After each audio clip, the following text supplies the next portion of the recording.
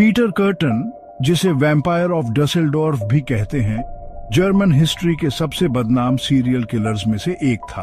उसके भयानक, हिंसक और जालिम कामों ने सबका ध्यान खींचा और देश के लोगों पर गहरा असर डाला। 1920 के दशक के आखिर में कर्टन के क्रूर अपराधों में कई मर्डर्स शामिल थे, जिसने पूरे कम्युनिटी को हिलाकर रख दिया और मीडिया में खूब चर्चा हुई।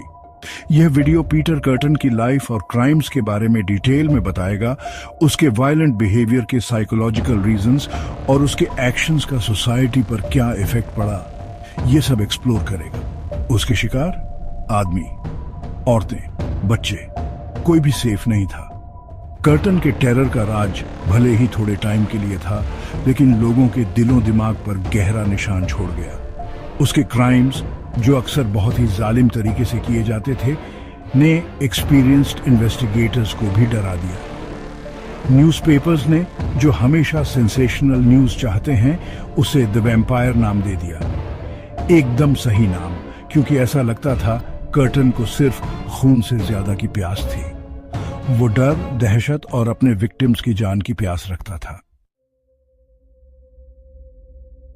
पीटर कर्टन का जन्म 26 मई 1888 को कोलोन, जर्मनी में हुआ था।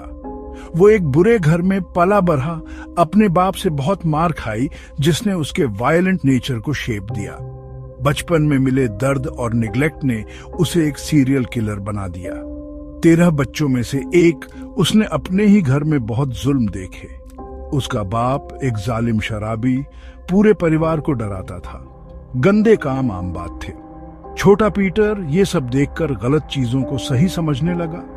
वो जानवरों को तंग करता था, जो आगे आने वाली खौफनाक चीजों का साइन था। 9 साल की उम्र में ही उसने पहली बार किसी को डुबोकर मार डाला था। बुराई का बीज बोया जा चुका था। पीटर कर्टन का बचपन मुश्किलों और जुल्म से भरा था।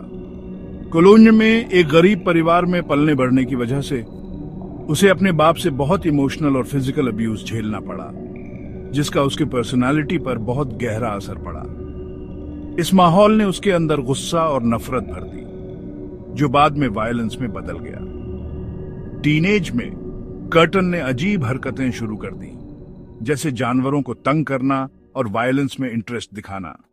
उसके शिकार बच्चों से लेकर बड़ों तक थे और उसके तरीके बहुत ही जालिम और दर्दनाक थे। उसके कुछ सबसे खौफनाक क्राइम्स में शामिल हैं 9 साल की बच्ची का मर्डर, जहां उसने बेरहमी से उस पर हमला किया और उसे मार डाला। कई औरतों के साथ रेप और मर्डर। अक्सर वो उन औरतों को टारगेट करता था जो कमजोर थी। पूरा शहर डर के साए में जी रहा था। कर्टन के हमले अचानक और बहुत ही क्रूर होते थे। वो तेज चीजें इस्तेमाल करता था, जैसे चाकू, कैंची, यहां तक कि हथौड़ा भी। वो अपने विक्टिम्स को अक्सर खुले में छोड़ देता था, पुलिस वालों के लिए एक खौफनाक मैसेज। लेकिन कुछ हमले तो ऐसे थे जो वाकई में रूह कंपा देने वाले थे। कई विक्टिम्स के नेक्स पर काटने के निशान थे, जिससे लोगों को लगा कि वो कोई वैम्पायर है।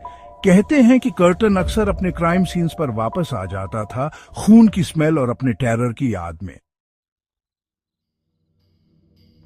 1920 और 1930 के बीच पीटर कर्टन ने डुसेल्डोर्फ, जर्मनी में कई खौफनाक मर्डर्स किए। उसके विक्टिम्स बच्चों से लेकर बड़ों तक थे और उसके तरीके बहुत ही जालिम और दर्दनाक थे।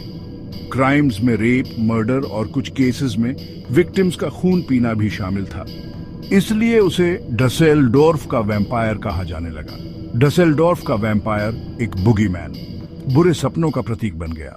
पूरा शहर दहशत में था, अगले हमले का इंतजार कर रहा था, दुआ कर रहा था कि उनका कोई अपना शिकार ना बने।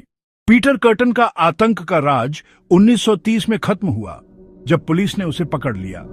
उसकी गिरफ्तारी लोकल पुलिस की मेहनत की वजह से हुई, जो उस किलर को पकड़ने के लिए डिटरमिन्ड थे। अपने ट्रायल के दौरान कर्टन ने अजीब बिहेवियर दिखाया। उसे अपने किए पर कोई पछतावा नहीं था। साइकोलॉजिकल इवैल्यूएशन से पता चला कि वो एक कॉम्प्लिकेटेड इंसान था, जिसके सीरियस इश्यूज थे। पकड़ने में इंपॉर्टेंट इवेंट्स, पुलिस की ज्यादा पेट्रोलिंग और पब्लिक अवेयरनेस की वजह से क्लूज मिले, जिससे कर्टन की पहचान हुई।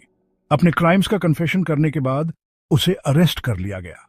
ट्रायल को मीडिया में खूब दिखाया गया, जिससे उसके एक्शंस के सोशल इंपैक्ट का पता चला।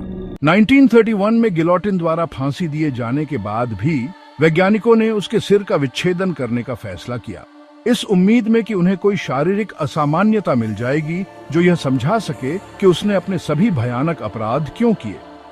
एक्सपर्ट्स ने उसे साइकोपैथ बताया, जिसमें किसी के लिए फीलिंग ना होना, चालाकी और थ्रिल की चाहत जैसे लक्षण थे। कर्टन के केस ने बुराई और सीरियल किलर्स की साइकोलॉजी के बारे में इंपॉर्टेंट क्वेश्चंस उठाए।